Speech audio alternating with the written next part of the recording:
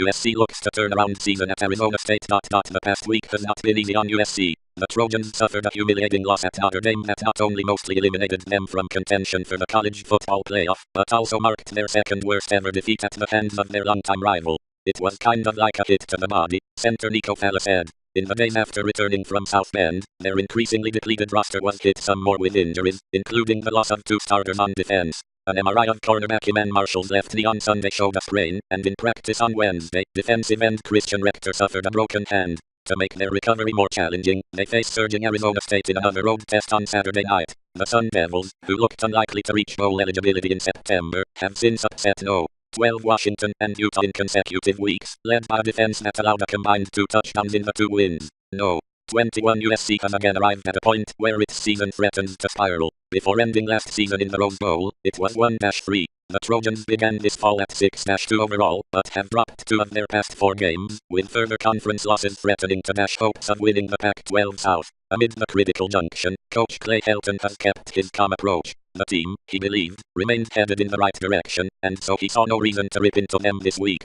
I coach them hard, Helton said, but I also love them, and I believe in them, and I always will. I truly believe these kids, even with injuries, can be a great football team and win a Pac-12 championship.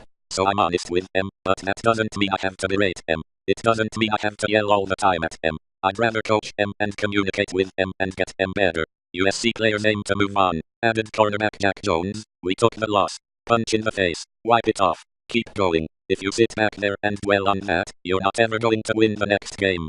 When USC has the ball, USC offense has been uneven this season, largely for 2 reasons: turnovers and a spotty ground game. Through their first 8 games, the Trojans committed 19 turnovers, including 10 interceptions and 6 lost fumbles by quarterback Sam Darnold. Only San Jose State, with 26, has given up the ball more.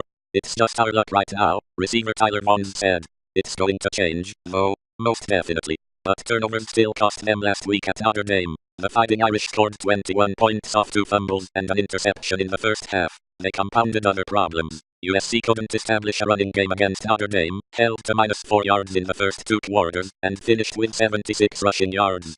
We lost a lot of one-on-one battles, Helton said.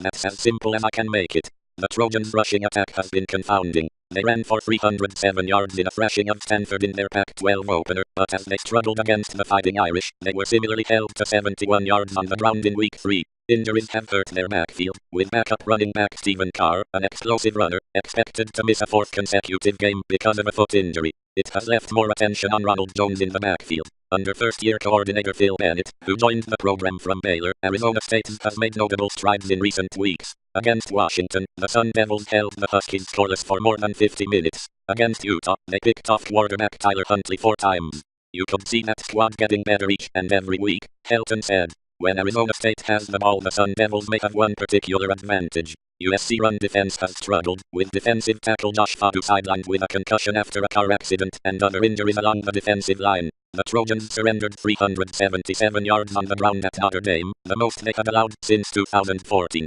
Arizona State's backfield is led by a pair of running backs, Kalen Ballage and Demario Richard.